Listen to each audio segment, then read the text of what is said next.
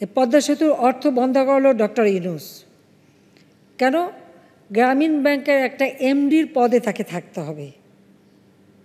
তাকে আমরা প্রস্তাব দিয়েছিলাম গ্রামীণ ব্যাংকের উপদেষ্টা হতে, এমেরিটাস উপদেষ্টা হিসেবে থাকার জন্য আরও উচ্চ মানের। সেটা সে ছাড়বে না, তার এমডি থাকতে হবে, কিন্তু তার বয়সে কুলায় না। সে ডক্টর ইউনূস কিন্তু আমাদের সরকারের বিরুদ্ধে মামলাও করেছিল, কিন্তু কোর্ট আর যাই পারুক তার বয়স তো কমিয়ে দিতে পারবে না 10 বছর, কারণ গ্রামীণ ব্যাংকের আইনে আছে 60 বছর পর্যন্ত থাকতে পারে। তখন তার বয়স 71 বছর, তো এই বয়সটা কমাবে কিভাবে? সে মামলায় সে হেরে যায়, কিন্তু প্রতিহিংসা নেয় ডক্টর ইউনূস। এবং যেটা আমরা শুনেছি মাহফুজ আনাম, তারা আমেরিকায় চলে যায়, স্টেট ডিপার্টমেন্টে যায়, হিলারির কাছে ইমেল পাঠায়।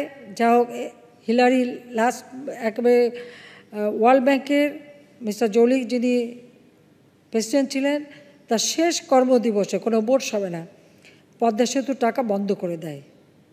যাক, একদিকে সাপে বর হয়েছে। কেন হয়েছে?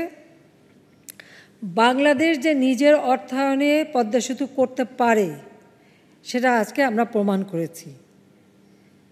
কিন্তু আমাদের এখানের একজন জ্ঞানী লোক বলে ফেললেন যে পদ্মা সেতুতে যে রেল লাইন হচ্ছে 40,000 কোটি টাকা খরচ হচ্ছে, 40,000 কোটি টাকা তো ঋণ নিয়ে করা হচ্ছে।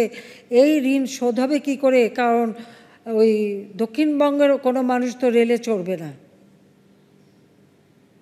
তারা তো লঞ্চে যাতায়াত করে, তারা রেলে চড়তে যাবে কেন? এই রেল ভায়াবল হবে না।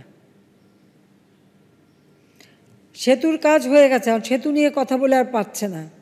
এখন রেলের কাজ চলছে, এখন রেলের কাজ নিয়ে তারা প্রশ্ন তুলেছে। যাক, আমার মনে হয় আমাদের সকলেও ওনাকে চিনে রাখা উচিত, এবং রেলগাড়ি যখন চালু হবে ওনাকে রেলে নিয়ে চড়ানো উচিত। আর খালেদা জিয়া বলেছিল যে জোড়াতালি দিয়ে পদ্মা সেতু বানাচ্ছে, কারণ বিভিন্ন স্পানগুলি যে বসাচ্ছে, তো ওরা ছিল তার কাছে জোড়াতালি দেওয়া। তো বলছিল জোড়াতালি দিয়ে পদ্মা সেতু বানাচ্ছে, ওখানে চড়া যাবে না, চলে ভেঙে পড়বে। আবার তার সাথে তার কিছু দোসররাও। তো তাদেরকে কি করা উচিত? পদ্মা সেতুতে নিয়ে যে ওখান থেকে পদ্মা নদীতে টুস করে ফেলে দেওয়া উচিত। আর যিনি আমাদের এটা এমডি পদের জন্য পদ্মা সেতুর মতো সেতুর টাকা বন্ধ করেছে, তাকেও আবার পদ্মা নদীতে দিয়ে 2টা চুবনি দিয়ে উঠাই নেওয়া উচিত, মরে যাতে না যায়। একটু পদ্মা নদীতে চুবনি দিয়ে সেতুতে তুলে দেওয়া উচিত। তাহলে যদি এদের শিক্ষা হয়। বড় বড় অর্থনীতিবিদ, জ্ঞানীগুণী, তারা এই ধরনের অর্বাচীনের মতো কথা বলে কিভাবে? সেটাই আমার প্রশ্ন। এবং মেগা প্রজেক্টগুলি করে নাকি খুব ভুল করছি। তারা এসে বসে থাকে, আর আমার তৈরি করা সব টেলিভিশনে যে কথা বলে বিদ্যুৎ সরবরাহ করি, সেই বিদ্যুৎ ব্যবহার করছে। আজকে ডিজিটাল বাংলাদেশ করে দিয়েছে, ইউনিয়ন পর্যায় পর্যন্ত ব্রডব্যান্ড চলে গেছে, স্যাটেলাইট বঙ্গবন্ধু 1 উৎক্ষেপণ করেছি, সেটা নিয়েও তো এত টাকা দিয়ে স্যাটেলাইট করে কি হবে? এই প্রশ্নও কিন্তু তুলেছে তারা। অর্থাৎ বাংলাদেশের জন্য ভালো কিছু করলেই তাদের গায়ে লাগে। কেন?